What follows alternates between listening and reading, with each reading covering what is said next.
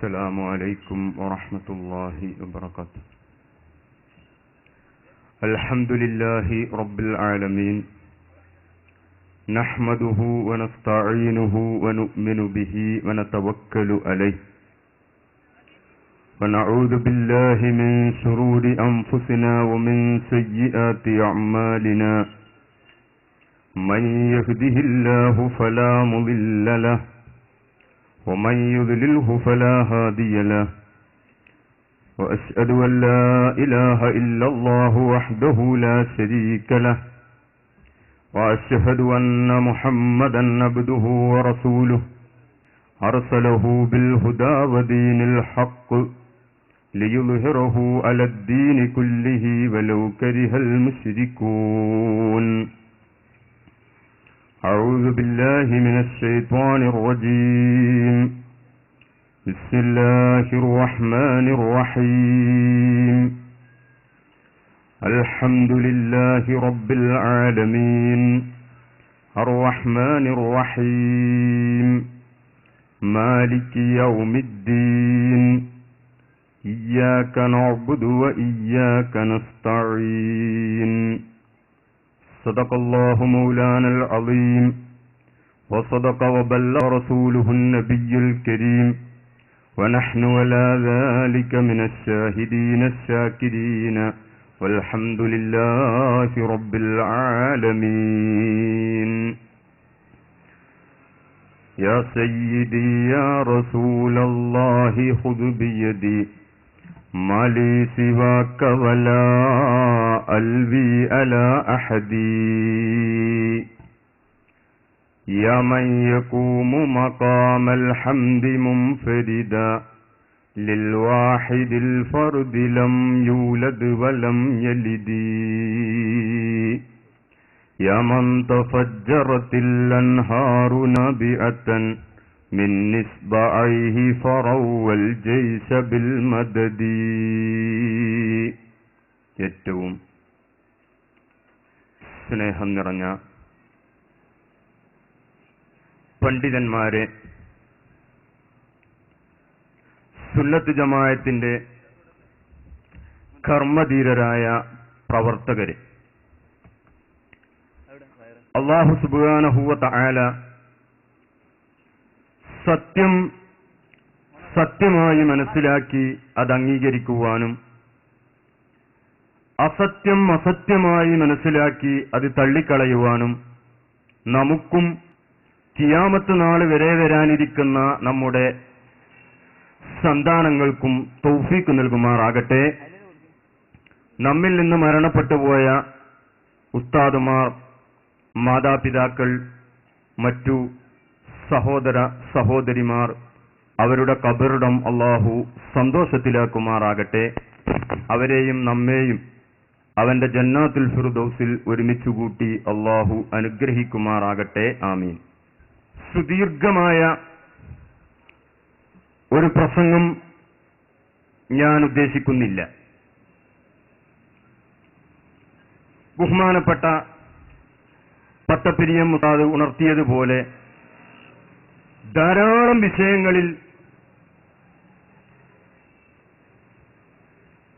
പുത്തൻ പ്രസ്ഥാനക്കാരും അഹ്ലുസുന്നത്തി വൽ ജമാഅത്തും തമ്മിൽ അഭിപ്രായ വ്യത്യാസങ്ങൾ ഉണ്ട്. എന്നാൽ അവയിൽ വെച്ച് ഏറ്റവും പ്രധാനപ്പെട്ടത് വിശ്വാസവുമായി ബന്ധിക്കുന്ന തൗഹീദ്, ശിർക്ക് എന്നതാണ്. ലോകത്ത് ആദം നബി അലൈഹിസ്സലാത്തു വസ്സലാം മുതൽ അന്ത്യപ്രവാചകരായ മുഹമ്മദ് നബി സല്ലല്ലാഹു അലൈഹി വസല്ലമ തങ്ങൾ വരെയുള്ള പ്രവാചകന്മാർ മുഴുവനും പ്രബോധനം ചെയ്തതിൽ പ്രധാന വിഷയം തൗഹീദ് ആണ്.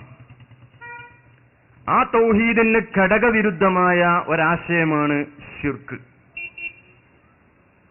ഇന്ന് നമ്മുടെ മുന്നിൽ ഖാദിയാനികൾ തൊട്ട്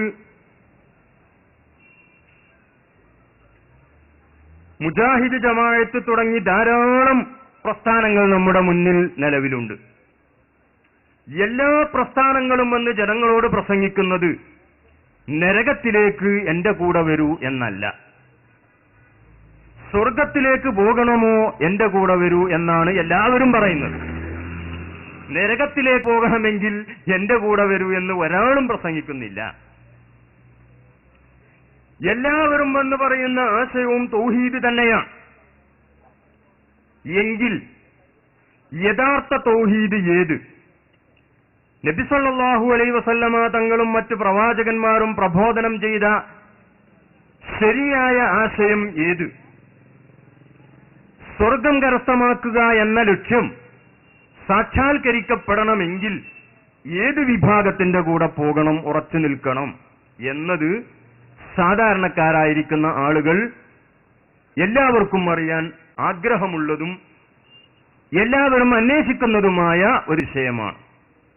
അതുകൊണ്ട് തന്നെ ചുരുങ്ങിയ സമയത്തിനുള്ളിൽ ഈ വിഷയം അവതരിപ്പിക്കാനാണ് ഞാൻ ഉദ്ദേശിക്കുന്നത്.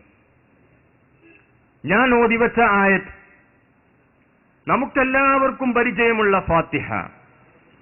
എന്താണ് ആ ഫാത്തിഹയിൽ അല്ലാഹു പറയുന്നത്? ബിസ്മില്ലാഹിർ റഹ്മാനിർ റഹീം അൽഹംദുലില്ലാഹി റബ്ബിൽ ആലമീൻ. അല്ലാഹുവിന്റെ 3 നാമങ്ങൾ ബിസ്മില്ലാഹിർ റഹ്മാനിർ റഹീം എന്നതിൽ പറഞ്ഞതിന് ശേഷം അൽഹംദുലില്ലാഹി റബ്ബിൽ ആലമീൻ. സർവസ്തുതികളും എന്ന് പറഞ്ഞാൽ സ്തുതികൾ മൊത്തത്തിൽ 4 പണ്ഡിതന്മാർ നമ്മെ പഠിപ്പിക്കുന്നുണ്ട്. ഒന്ന് അല്ലാഹുവിനെ സ്തുതിക്കുക, അതാണ് അൽഹംദുലില്ലാ. ഇത് അല്ലാഹുവിനെ സ്തുതിക്കലാണ്. മറ്റൊന്ന് അല്ലാഹു സൃഷ്ടികളെ സ്തുതിക്കുക. ഇന്നക ലഅലാ ഖുലുഖിൻ അളീം. നബി സല്ലല്ലാഹു അലൈഹി വസല്ലമ തങ്ങളെ കുറിച്ച് അല്ലാഹു തആല സ്തുതി പറഞ്ഞതായി വിശുദ്ധ ഖുർആനിൽ കാണാം. മറ്റൊന്ന് സൃഷ്ടികൾ അല്ലാഹുവിനെ സ്തുതിക്കുക, മറ്റൊന്ന് സൃഷ്ടികളെ സ്തുതിക്കുക. ഇങ്ങനെ 4 സ്തുതികളാണ് എല്ലാ സ്തുതികളും എന്ന് പറഞ്ഞാൽ മൊത്തത്തിൽ 4 സ്തുതികൾ ആണ്. ഈ 4 സ്തുതിയുടെയും യഥാർത്ഥ ഉടമസ്ഥൻ അല്ലാഹുവാണ്. കാരണം അതാണ് തുടർന്ന് പറയുന്നത് റബ്ബിൽ ആലമീൻ. എല്ലാ സ്തുതികളും എന്തുകൊണ്ട് അല്ലാഹുവിനായി? നാം സൃഷ്ടികൾ പരസ്പരം സ്തുതിക്കാറുണ്ട്, പക്ഷേ ഈ സ്തുതിയും യഥാർത്ഥത്തിൽ അല്ലാഹുവിന് ഉള്ളതാണ്. കാരണം നമ്മെ സൃഷ്ടിച്ചതും അതിനുള്ള കഴിവ് തന്നതും നമ്മെ പരിപാലിക്കുന്നതും സ്തുതിക്കാൻ വേണ്ടി നമുക്ക് തോന്നിപ്പിച്ചു തന്നതും മുഴുവനും അല്ലാഹുവായതുകൊണ്ട് അതിന്റെയൊക്കെ അന്തിമ വിശകലനത്തിൽ അല്ലാഹുവിൽ എത്തിച്ചേരുന്നത് കൊണ്ട് യഥാർത്ഥത്തിൽ എല്ലാറ്റിന്റെയും ഉടമസ്ഥൻ അല്ലാഹുവാണ്.